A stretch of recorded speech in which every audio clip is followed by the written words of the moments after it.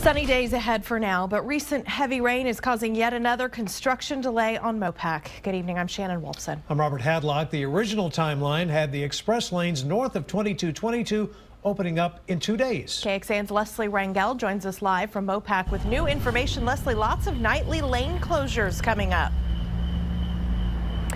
That's right, Shannon. And I can tell you the headaches are already beginning. Drivers rolling down their windows here telling us about it. And you can see MoPac here right before 2222 is already slowing down. It's shut down to one lane.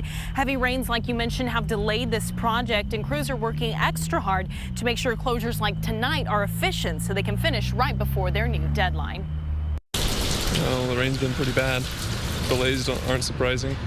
The work's been going slow for a long time.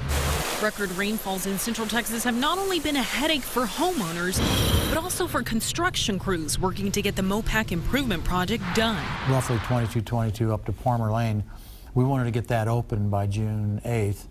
And it would have been open by June 8th, I believe, if we hadn't had this weather. The executive director of the Central Texas Regional Mobility Authority is asking Austinites to be patient as they deal with the latest delays by giving them just a little bit more time. The production schedule that we see today should take them to about the first week of July in terms of completion. And if they don't meet that, they're still subject to the original contract. That means if the express lanes north of 2222 are not up and running around this time next month, the contractors will face fines. But drivers say trying to take I-35 or other routes to avoid MoPac is questionable. There's the rock throwing over there, so you want to avoid that. I try to avoid it as much as possible. It is very frustrating. Frustration that goes beyond the drivers to the project managers themselves. We're as anxious as anybody about doing that because it doesn't do anybody any good to have this kind of delay, whether it's weather or not. We just want to get the job done.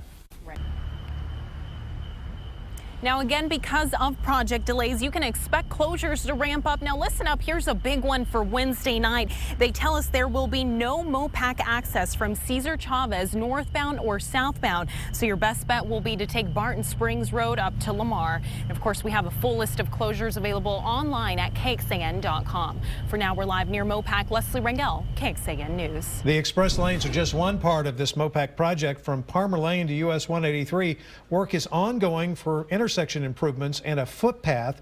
From 183 down to 2222, retaining walls and lane widening still need to happen. The next section to Enfield Road down south has sound wall barriers, retaining walls, and bridge work ongoing.